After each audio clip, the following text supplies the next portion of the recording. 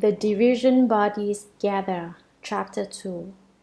At that time, the division bodies of Earth-store Bodhisattva began gathering in the palace of the Trayastrimsha Heaven from billions of inexpressible, inconceivable, immeasurable, ineffable, limitless asamkhya's of ones. They came from wherever else are found. Due to the spiritual powers of the first come one, each came from his own direction and was joined by thousands of billions of nayutas of those who had obtained liberation from the path of karma. All brought incense and flowers as offerings to the Buddha.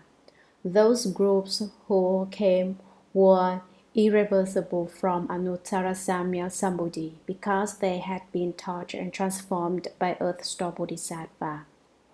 For long ends, they had wandered in birth and death, undergoing suffering within the six paths without even temporary respite. Now they had reached various levels of sagehood due to the great compassion and deep vows of Earth-store Bodhisattva. They felt joyful as they arrived at the Trayastrimsha Heaven and gazed at the first come one, their eyes not leaving him for a moment. At that time, the world honored one stretched forth his golden-colored arm and rubbed the crowns of all the division bodies of Earth-store Bodhisattva Mahasattva gathered from billions of inexpressible, inconceivable, immeasurable, ineffable, limitless asamkhya's of ones, and said, I teach and transform obstinate beings such as these within the evil ones of the Five Turbidities, causing their minds to be regulated and subdued so that they renounce the deviant and return to the proper. But 1 or 2 out of 10 still cling to their bad habits. For them, I again divide into thousands of billions of bodies and use numerous additional expedient means. Those with keen rules will listen and immediately believe. Those with good rewards will respond to exhortation and strive to succeed. Those who are dim and dull will only return after being tortured for a long time. Those whose karma is heavy will fail to show any respect. My division bodies take across and liberate all those different kinds of beings. I may appear in a male body, I may appear in a female body, I may appear in the body of a god or dragon, I may appear in the body of a spirit or ghost.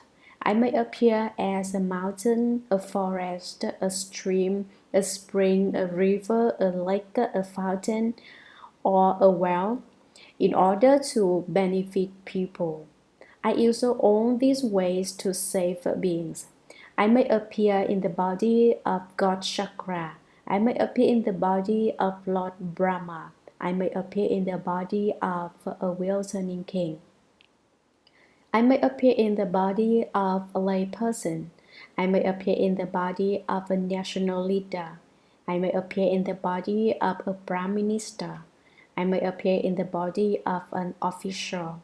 I may appear in the body of a bhikshu, a bhikshuni, an upasaka, an upasika, and so forth, up to the body of a hearer, an arhat, a Pratika Buddha, or a Bodhisattva in order to teach and rescue beings. It is not that I appear to them only in the body of a Buddha. Reflect on how I have toiled for repeated aeons and endured acute suffering to take a cross and free stubborn beings who resist being taught and continue to suffer for their offenses. Those not yet subdued undergo retributions according to their karma. If they fall into the evil destinies and are enduring tremendous suffering, then you should remember the gravity of this entrustment I am now making to you here in the palace of the Trayastrimsha Heaven. Five ways to liberate all beings in the Saha world from now until the time when Maitreya comes into the world. Have them escape suffering forever, encounter Buddhas, and receive predictions. At that time, all the division bodies of earth-store Bodhisattva that came from all those worlds merged into a single form. Then he wept and said to the Buddha, "Throughout the long ages I have been receiving the Buddha's guidance, and from that have developed inconceivable spiritual power and great wisdom. My division bodies fill worlds as many as grains of sand in millions of billions of Ganges rivers. In each of those worlds, I transform myself into millions of billions of bodies.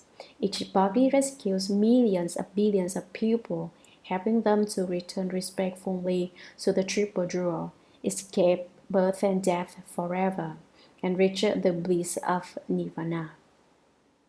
Even if their good deeds within the Buddha Dharma amount to as little as a strand of hair, a drop of water, a grain of sand, a mote of dust, or the tip of a hair, I will gradually take them across, liberate them, and help them gain great benefit. I only hope that the world-honored one will not be worried about beings of the future who have bad karma."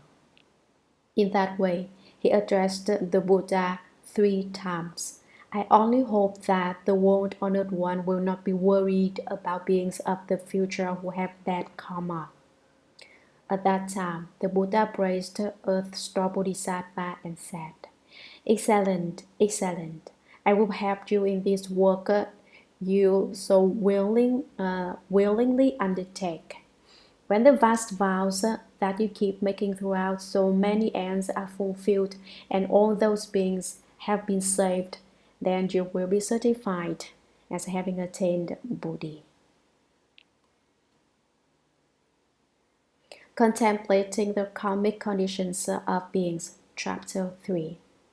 At that time, the Buddha's mother, Lady Maya, placed her palms together respectfully and asked Earth-store Bodhisattva, "Great sage, could you tell us about the different kinds of karma that beings of Jambudvipa create and the resulting retributions that they undergo?"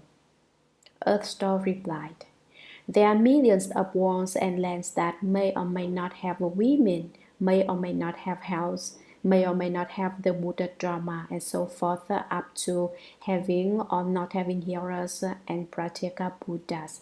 Since the worlds differ, the retributions in the hells also differ." Lady Maya spoke again to the Bodhisattva. "Could you please tell us about the offenses committed by those in Jambudvipa that result in retributions in the evil destinies?"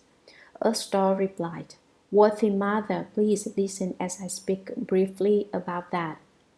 The Buddha's mother answered, "Great sage, please do tell us about it." Then Earth-store Bodhisattva said to the worthy mother, "Retributions that result from offenses committed in Jambudvipa are described like this. Beings who are not filial to their parents, even to the point of harming or killing them, will fall into the relentless hell where for thousands of billions of ages they will seek escape in vain. Beings who shed the Buddha's blood, slander the Triple Jewel, and do not venerate sutras will fall into the relentless hell where for thousands of billions of ages they will seek escape in vain.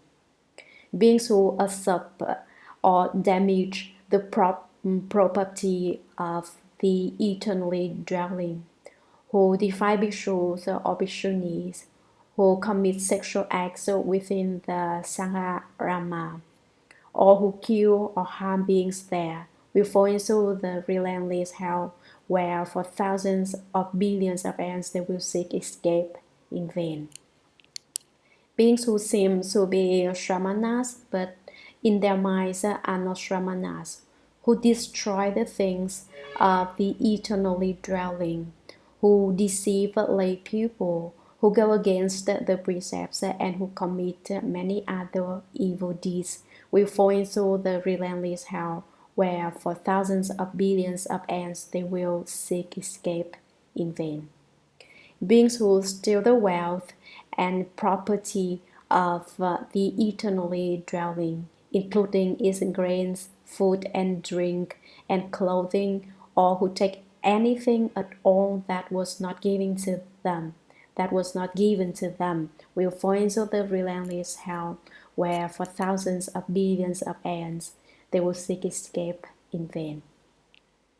Earth Star continued, Worthy Mother, beings who commit such offenses will fall into the fivefold relentless hell, where they will constantly seek temporary relief from their suffering, but will never receive even a moment's relief. Lady Maya further asked Earth Star Bodhisattva, Why is that hell called relentless? Earth Star replied, Worthy Mother, all the hells are within the great Iron Ring Mountain. The 18 great hells and the 500 subsequent ones each have their own names. There are hundreds of thousands more that also have their own names.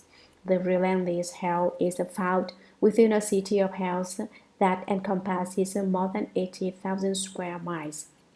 That city is made entirely of iron. An unbroken mass of fire extends for 10,000 miles above the city. Within the city are many interconnected hells, each with a different name. There is just one hell called Relentless. Its circumference is 18,000 miles. The wall of that hell is 1,000 miles high, totally made of iron, and covered with a fire burning downward that is met by a fire burning upward. Iron snakes and dogs spewing fire race back and forth along the top of that wall. In that hell, there is a bed that extends for 10,000 miles. One person undergoing punishment sees his or her body covering the entire bed. When hundreds of thousands of people undergo punishment simultaneously, each still sees his or her own body covering the bed. That is how retributions are undergone by those with the same karma. What is more, these offenders undergo extreme suffering. Hundreds of thousands of yakshas and other evil ghosts display fangs like swords and eyes like lightning as they pull and drag the offenders with their brass-clawed hands. Other yakshas wield huge iron halberds that they use to pierce the offenders' mouths and noses or stab their bellies and backs. They toss the offenders into the air and then catch them by skewering them with the halberds, or they let them drop onto the bed. Iron eagles peck at the offenders' eyes, and iron serpents wrap around their necks. Long nails are driven into all their limbs. Their tongues are pulled out, stretched, and then plowed through. Their internal organs are gouged out, sliced, and miced. Moistened copper is poured into their mouths, and their bodies are bound with hot iron. Responses to their karma go on like that throughout hundreds of thousands of deaths and rebirths. They pass through hundreds of millions of ends seeking escape in vain. When this world is destroyed, they find themselves in another world. When that world is destroyed, they pass on to another one. When that world too is destroyed, They move on to another one. When this world comes into being again, they return here. The situation involving relentless retribution for offenses is like that.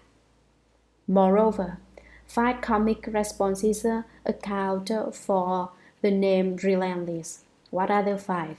First, it is said to be relentless because punishment is undergone day and night throughout many ends without ceasing for a moment.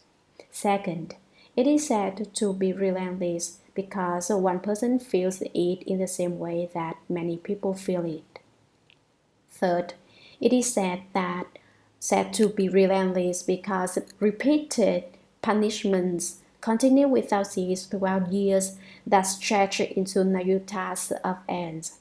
Those punishments are inflicted by instruments of torture such as forks and clubs, or by eagles, serpents, wolves, and dogs, or by pounding, grinding, sawing, drilling, chiseling, cutting, and chopping, or by boiling liquids, iron nails, iron ropes, iron asses, and iron horses, or by rawhide strips bound around one's head, and moistened iron poured over one's body, or by meals of iron pellets and drinks of moistened iron. Fourth, it is said to be relentless because all beings undergo karmic responses based on the offenses that they have committed, whether they be men, women, savages, old, young, honorable, or lowly, whether they be dragons, spirits, gods, or ghosts. Fifth, it is said to be relentless because offenders continually undergo 10,000 deaths and as many rebirths each day and night from the moment they first enter this hell and on through hundreds of thousands of ends.